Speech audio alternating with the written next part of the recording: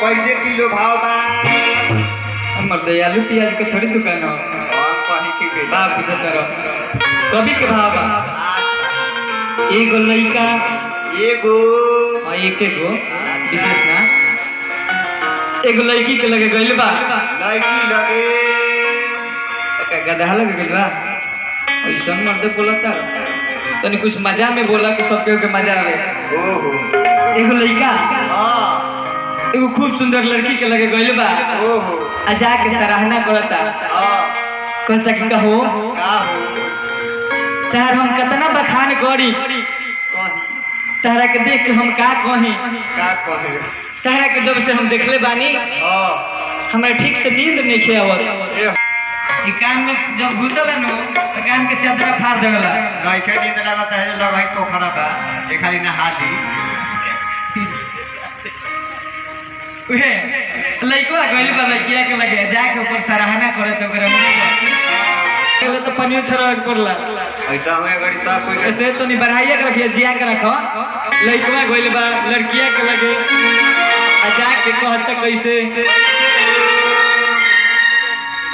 हर की तोहरा बिना हर खाना पीना हर लागे की गोरी बेकार हो।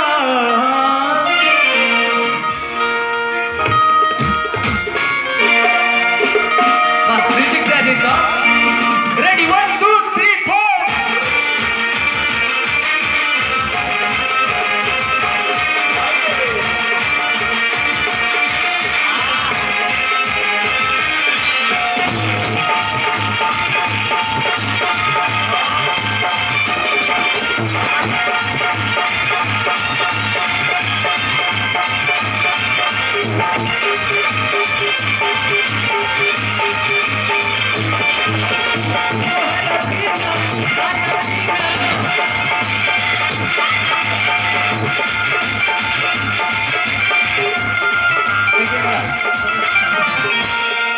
हमरा देखो ब्याह ना लालू तो मिल बात कर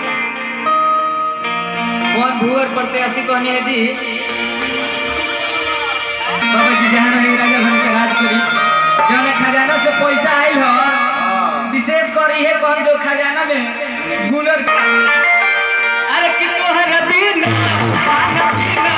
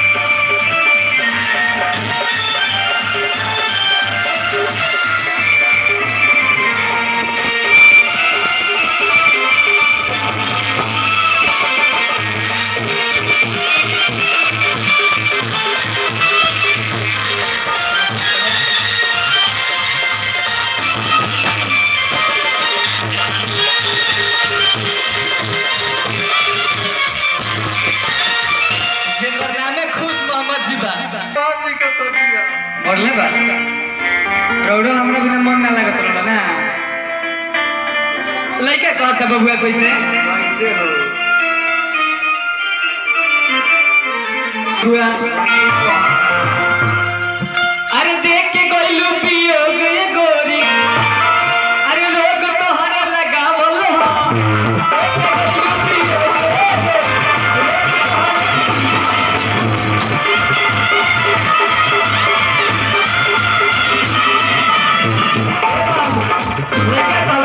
अरे पहले तो हम दीवाना पागल तुम्हारे बनावट हो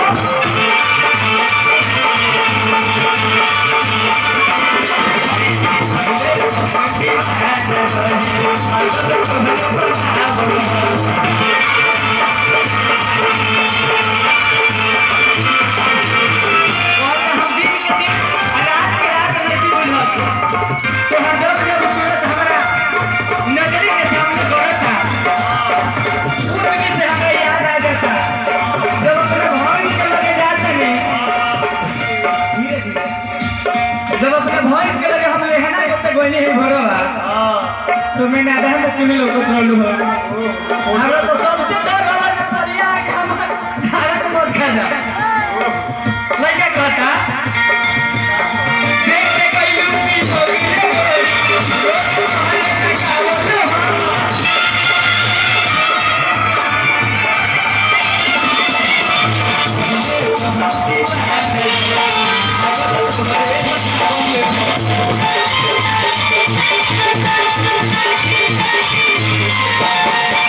लेके कहता तू न बेरा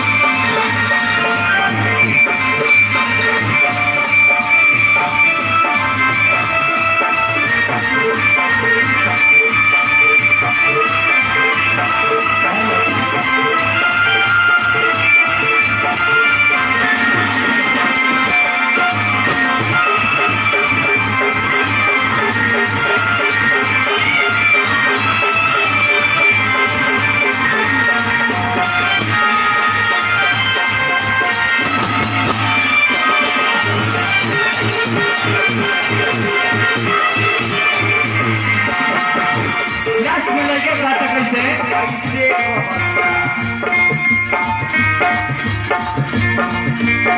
मन हर शर्मा के पहिला दिल के भेंट में